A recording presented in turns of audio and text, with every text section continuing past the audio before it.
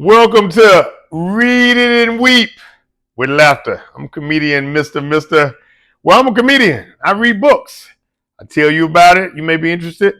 Drop you a couple hints, give you some non-spoilers and spoilers, tell you some strengths and weaknesses, and I give you out of 10 how many books this book is rated. So if you're ready to laugh and learn, get in with me. First of all, this is episode 1. So our first book we're reviewing is The Silent Patient by Alex Michaelides. This is a book about a couple. It's a psychological thriller centered around Alicia Berenson. She's the lead person right here. And I'm just give you a little synopsis first before you go. So if you haven't read the book, you can hear me first before I get to spoilers. I'll tell you when the spoilers kick in. She's married to a guy named Gabriel. He's a renowned painter. Folks know him around town. He's a solid dude. It sounds like they're like the white couple on TLC, the ones who be looking at their homes and they be like, I'm a beekeeper and I catch, butterflies. They be like, what's your budget? $2.3 million. Like that. They sound like that couple. They're a perfect couple, so they fit. She do yoga and all that stuff like that. But she loves him.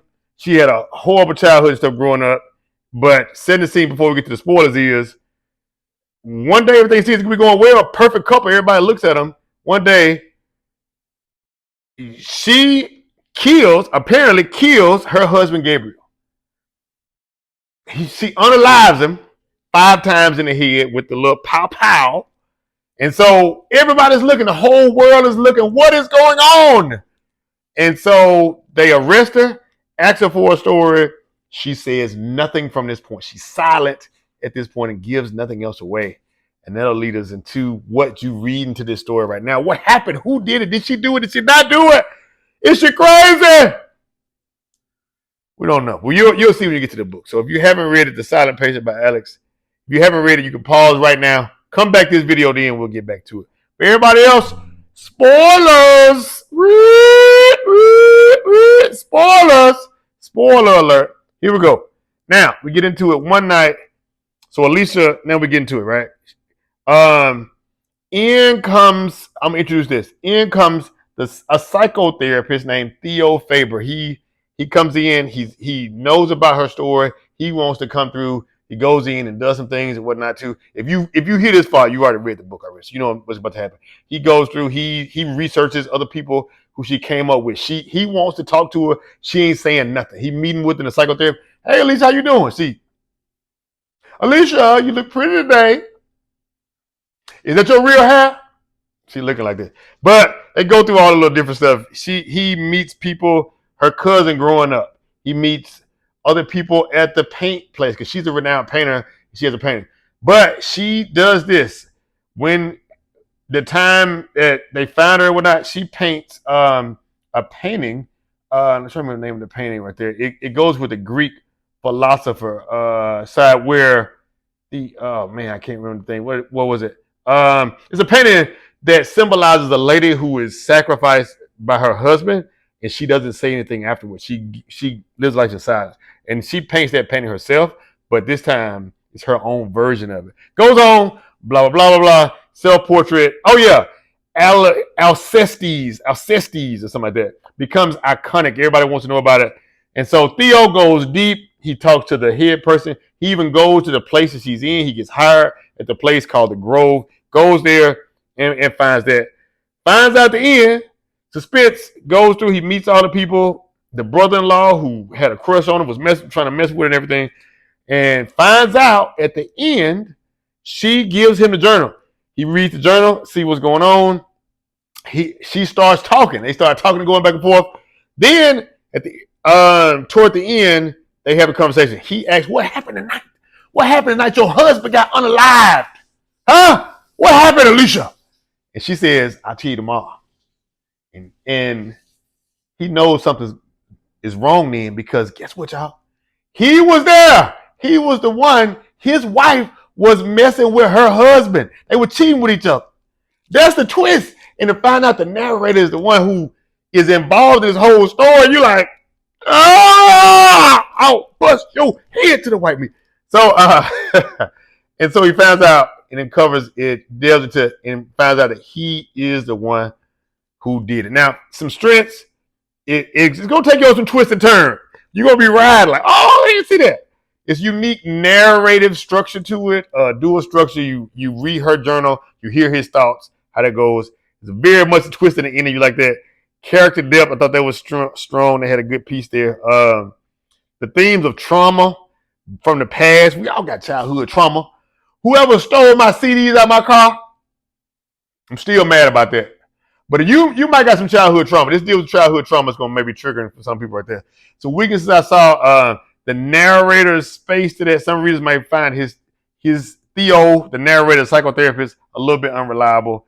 The other characters, we didn't get a chance to know about them a little bit more. The brother-in-law, we did hear about the cousin, Alicia's cousin that grew up with him, her auntie or something she grew up with who was on 600-pound life. You know the folks on 600-pound life, why they get them naked when they first start the show? They start the show and they'd be like, hey, excuse me, can you take all your clothes off the first episode and water hose them folks down? Why they do that? That's Alicia's auntie who raised her when her mama and her daddy died. She was on 600-pound life. I know it. And so, yeah, so not too many. I liked it. I thought it was a pretty good book. I'll give you the score I gave it out of 10 coming up. Who is the real villain in the book, you ask? Who is the real villain? Some people say it's Theo, the psychotherapist who is trying to track down his wife. Who was his wife cheating on? His wife was an actor. She was leaving, but she was meeting up with Alicia's husband. They were meeting up. Secret, R. Kelly style. Down low. And he followed her and he found out what was happening. She thought a man was looking at her when it was really Theo the whole time, but he was trying to show her what her husband was doing. So do you blame Theo? Theo had a rough childhood too. Do you blame Theo? I don't know. I don't know. But the real villain was my book, Theo's wife, Katie.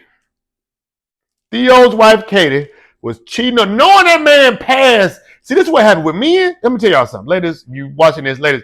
A man, if he trusts you like that and he got a bad past, don't mess that man over like that. Don't do him wrong. Don't do him wrong. Theo was a victim of his circumstances. He didn't have, his father was cruel. His mom and them was crazy. Finally found somebody he loved and she did him wrong. Ladies, I need y'all to talk about that. Drop that. Who do more wrong? The ladies, we gonna put the men versus women.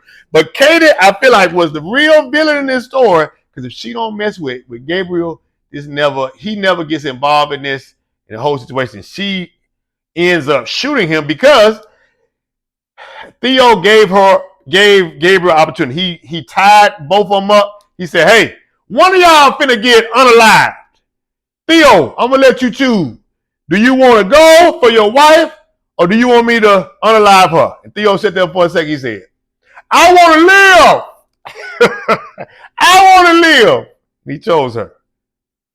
How would you do, ladies? I didn't ask y'all. How would you do if your man, who you thought you loved, chose you to be unalived instead of choosing himself? As a man, husband, you got to choose you, right? They tell us to choose ourselves. Stand on the outside when you're walking with a lady, just in case a car jumped the curb. Boom! You can hit yourself, but not her. That's what you want. But how would that make you feel? How would you act? She said nothing after that. But then she realized, man, who loved? That's why I said, get somebody who like you. That's one message from this story. Get somebody who like you, because they don't like you, you're gonna be just like Gabriel and Theo. So, but Kathy, the real villain. Of course, Gabriel was the real villain because he cheated on his wife too. They both cheating with each other, and without cheating, that's what I said. The Bible say, well, let me get that back. The Bible say, well, sin gonna find you out. Ooh, and it so did in this plane right here, boy. Ain't no stone unturned. It's gonna get you. What did y'all think about this? Who was the real victim? I think Alicia definitely, she didn't have anything to do with this, but Theo, I know he went to jail for doing these things, but I think the real villain was his wife who got away, I feel like. She need to be in jail. Lock Kathy tail up. Dusty tail, Kathy. Dusty Kathy. If you know, that's why you don't trust it. If Kathy watches this right now, don't trust Kathy. Don't trust Kathy. My final rating, let's end this right now. Final rating for the book out of 10, I got to give it, bloop. We got to give it 8 books. 8 books. I've been Mr. Mister. Thank y'all for watching. Read it and weep with laughter.